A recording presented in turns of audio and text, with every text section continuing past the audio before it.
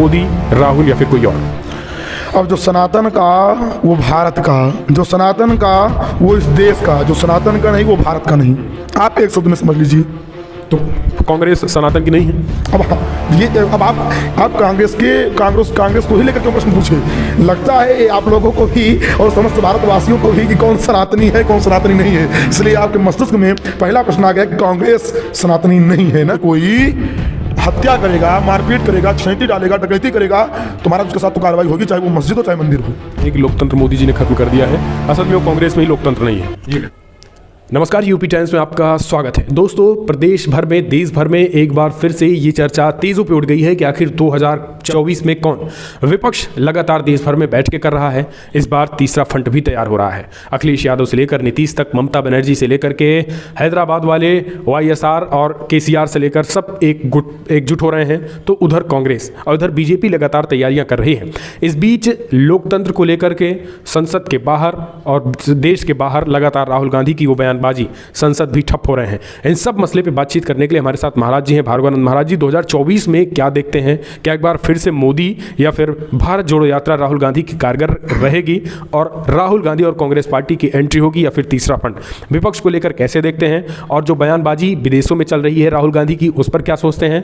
Overall अगर महाराज जी से बात करें 2024 में फिलहाल कौन बनेगा प्रधानमंत्री, इस सवाल के जवाबों में हमारे साथ भार्गवानंद महाराज जी हैं। इनसे हम जानने की कोशिश करते हैं कि क्या लग रहा है, भविष्यवाणी भी क्या बताती है, ज्योतिषवाणी राहुल गांधी का नक्षत्र कितना सही है और मोदी जी की कामकाज और प्लस जो है उनका भाग्य कितना काम करेगा 25 को लेकर। सबसे पहले महाराज जी, सबसे स्वागत है आपका। आपके चैनल को एवं आपके दर्शकों को बहुत बहुत धन्यवाद एवं साथ हुआ। क्या लग रहा है कि एक बार फिर से 2024 वही कौन बनेगा? मोदी वर्सेस आल कहा जा रहा है, कोई कह रहा है कि नहीं मोदी वर्सेस आल इस बार नहीं होगा, तीसरा फ्रंट भी तैयार हो रहा है। राहुल गांधी जी भी भारत जोड़ो यात्रा निकाले, आपने देखा 5 महीने तक पैदल चले। कांग्रेस ने कहा इसका हम फायदा कर लेंगे और भुनाएंगे 2024 में। तो क्या लग रहा है सबसे पहले 2024 में आप क्या देखते हैं, मोदी, राहुल या फिर कोई और? अब जो सनातन का वो भारत का, जो सनातन का वो इस देश का, जो सनातन का नहीं वो भारत का नहीं। आप एक शब्द में समझ लीजिए। तो कांग्रेस सनातन की नहीं है? अब आप कांग्रेस को ही लेकर क्यों प्रश्न पूछे? लगता है आप लोगों को भी और समस्त भारतवासियों को भी कि कौन सनातनी है कौन सनातनी नहीं है, इसलिए आपके मस्तिष्क में पहला प्रश्न आ गया कि कांग्रेस सनातनी नहीं है ना। अगर सनातनी होती तो राम मंदिर का निर्णय जब आ रहा था तो समय सुप्रीम कोर्ट में विपक्ष में बहुतायत संख्या में वकील ना खड़ा करते। एक समय की यही कांग्रेस राजीव गांधी जी थे जो राम मंदिर का ताला खुलवाए थे। मैं पार्टी का विरोध नहीं कर रहा हूं, मैं नेतृत्व का विरोध कर रहा हूं, ध्यान दीजिएगा। ना मैं भाजपा का एजेंट या प्रवक्ता हूं, ना कांग्रेस का, ना सपा, ना बसपा, ना आरजेडी, ना मैंने टीएम, किसी भी पार्टी का मैं नहीं हूं। मैं इतना हूं सनातनी हूं, लेकिन जो सनातन का वो मेरे काम का, जो सनातन का वो मेरे काम का नहीं। वही राजीव जी थे जो राम मंदिर का ताला खुलवाए थे और वही कांग्रेस है। कांग्रेस का नेतृत्व कैसा हो गया है जो आ करके बहुतायत संख्या में वकील को विपक्ष में खड़ा किया कि राम मंदिर का निर्णय ना आने पाए। तो आप समझ सकते हैं कौन सनातनी कौन सनातनी नहीं है। विपक्ष ये भी कहता है, विपक्ष का मतलब इन द सेंस हम किसी और विचारधारा से अगर ले लें तो उनका कहना है कि क्या आपके राम मंदिर से बेरोजगारी खत्म हो जाएगी? क्या आपके राम मंदिर से जो भूखमरी है वो खत्म हो जाएगी? क्या आपके राम मंदिर से जो समस्याएं हैं किसानों की वो खत्म हो जाएगी? तो राम मंदिर और सनातन एक साइड रख लिया जाए तो इन समस्याओं का हल कहे कांग्रेस करे हम करेंगे और ये बस यही राम मंदिर करेंगे। मैं आपको बता दूं 70 साल लमसम कांग्रेस रही, 70 या 60 जो भी रही हो कांग्रेस, क्या इसकी सरकार में बेरोजगारी खत्म हो गई थी? खत्म हो गई थी। और खत्म हो गई थी तो बची कहाँ से है? अगर बेरोजगारी खत्म हो गई थी तो बची कहाँ से है? बेरोजगारी हो या किसानों का मुद्दा हो या इस देश का कोई भी मुद्दा हो, ये भारत देश में कभी जमीन से कोई हटा नहीं सकता। ये बनी रहेगी और ये आज का नहीं है, ये अनादिकाल का है। पाप है तो पुण्य है, धर्म है तो अधर्म है, रोजगार है तो बेरोजगारी है, ये रहेगी। हाँ, कम ज्यादा किया जा सकता है, खत्म कोई नहीं कर सकता। अगर कांग्रेस से पूछने वाला कोई हो तो पूछे, महोदय जब आप राज्य कर रहे थे तब आप ये बेरोजगारी खत्म क्यों नहीं किए? तब आप कहाँ थे? तब आप एसी रूम में जाकर के सो रहे थे कान में रुई डाल करके कि भारत में बेरोजगारी खत्म हो गई है। अब आज चुनाव आया तो आपको बेरोजगारी याद आ गई। और रही बात धर्म की, अखिलेश जी का शब्द कोई भूला नहीं है कि चंदाजीवी शब्द याद है ना कि जो राम मंदिर के लिए चंदा मांग रहे हो चंदा जीवी है। ये शब्द कोई सनातनी भूला नहीं है, याद है। आज वो लाख पूजा कर लें और उन्हीं की पार्टी में रह रहा मूर्ख महामूर्ख स्वामी प्रसाद दिन पर दिन राम का विरोध कर रहा है, रामचरितमानस को जला रहा है, फाड़ रहा है और उसको हटाने के बजाय उसकी पदोन्नति कर दी है, राष्ट्रीय सचिव बना दी है उसको ना। तो सब समझ रहे हैं। तो यानी 2024 में क्या माने आप मानते हैं कि इस बार भी मुद्दा धर्म ही होगा? धर्म भी होगा, रोजगार भी होगा और सरकारें कितना काम की हैं कितना नहीं की ये भी होगा। अगर पिछली बार सरकार जो थी उत्तर प्रदेश में भी और भारत में भी, जो केंद्र में बैठे थे, जो राज्य में बैठे थे, अगर इन लोगों ने काम नहीं किया था तो दोबारा क्यों आए?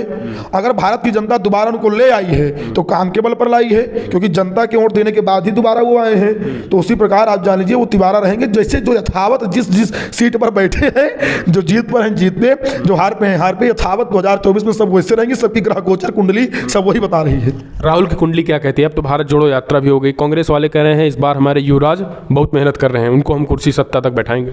अब युवराज तो दुर्योधन भी थे। मैं राहुल गांधी जी को कुछ कह नहीं रहा हूं, आप युवराज की बात किए तो युवराज शब्द का मतलब क्या होता है समझ लें, इसलिए मैं कह रहा हूं। युवराज दुर्योधन भी था, दिन रात पांडवों को मार डाले और पूरी सीट अकेले हथिया लें, यही काम करता था।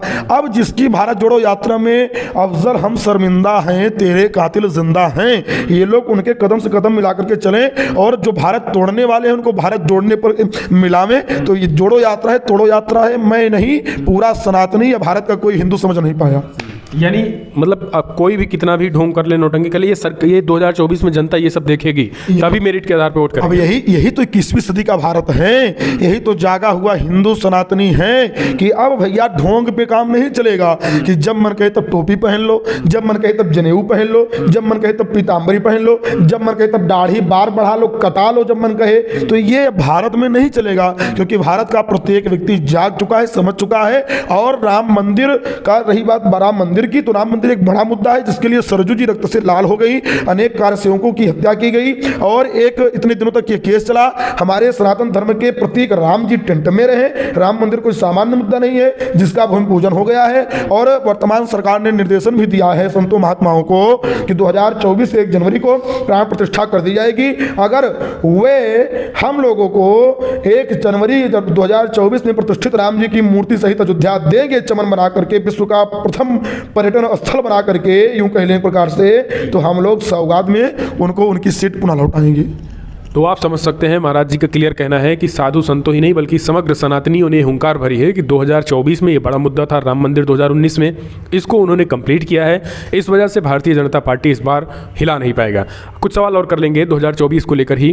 क्या लग रहा है कि एक तो ये हो गया है, अब तीसरा फ्रंट भी निकल के आ रहा है। कुछ लोग कह रहे हैं कि जो है वो आम आदमी पार्टी, केजरीवाल, जैसे आपने अखिलेश जी को कहा, अखिलेश ने कहा हम कांग्रेस और बीजेपी एक है, हम उनके साथ नहीं जाएंगे। तो क्या लग रहा है कि उत्तर प्रदेश में कुछ खेला कर पाएंगे अखिलेश, समाजवादी पार्टी? अब खेला शब्द जहां से निकला है, टीएमसी की महोदया ममता बनर्जी ने कहा खेला हो, वे शब्द उन्होंने निकाला है। जिस मंच पर वंदे मातरम के जयकारे नारे लगे, जय श्री राम के नारे लगे और ये शब्द उनके कान में जाते ही ऐसे करंट उत्पन्न करते हैं कि तत्काल उठ के भाग लें, वो क्या जीत पाएंगी, क्या नेतृत्व करेंगी भारत की? भारत अभी वामपंथी पर नहीं हुआ है, भारत राष्ट्रवादी ही है और राष्ट्रवादी ही रहेगा, संस्कृति ही रहेगी, सनातन ही रहेगा। इसी के कारण पूरे विश्व में इसको पूजा जाता है। रही बात रोजगार की, पिछले सरकार ने ये औसतन दिया था कि मैंने 4,32,000 आवास यूपी में बंटवाए। मैं यूपी की मुझे जानकारी जहां तक है, इतने आवास बंटवाए। दलित को लीजिए, शोषित वंचितों को लीजिए, सब लोग के आवास बन रहे हैं, शौचालय बन रहे हैं, सुविधा बन रही है, गरीब के खाते में पैसा आ रहा है, जनधन की योजना हो, चाहे गैस की योजना हो या यूं कह लें राशन की ही योजना हो। तो ये सब व्यवस्थाएं अगर पहले भी थी तो पहले की सरकार क्यों नहीं दे रही थी? जनता ये भी जानती है ना भाई। देखिए, मैं जानता हूं घर चलाने के लिए अर्थ बहुत जरूरी है, लेकिन अर्थ आपका तब व्यर्थ नहीं होगा जब आपके साथ धर्म रहेगा। और धर्म हट जाएगा, लाख अर्थ कमा लो, सब व्यर्थ हो जाएगा। जैसे किसी स्त्री का पति मर जाए तो उसका वैधव्य जीवन। इसी बात को कहना चाहूंगा। और अब जो ओछी राजनीति कर रहे हैं कि यहाँ पर वो दलित हैं, वो शोषित हैं, वो वंचित हैं, ये ब्राह्मण है, वो सवर्ण है, वो ठाकुर है, तो पूरे भारत की जनता ने मन बना लिया है कि चाहे पंथ अनेक हों, हम सब हिंदू एक हों। इसी पर काम कर रही है, क्योंकि यहाँ तो सर्वे भवन्तु सुखिनः, सर्वे सन्तु निरामया, सर्वे भद्राणि पश्यन्तु मा कश्चित् दुःखभाग् भवेत्। राहुल जी एक मंत्र सुना दें, मंच से एक भी मंत्र सुना दें, एक भी चौपाई खुल करके बोल दें, क्यों नहीं बोल रहे हैं? उनको दोनों तरफ खिलाने की जो आदत है, इसको भारत जान चुका है। इसलिए भारत जो रोजगार दे, जो काम करे, जो धर्म को लेकर चले, जिसके कारण भारत जाना जाता है, पूरी भारत की जनता उसी के साथ रहेगी।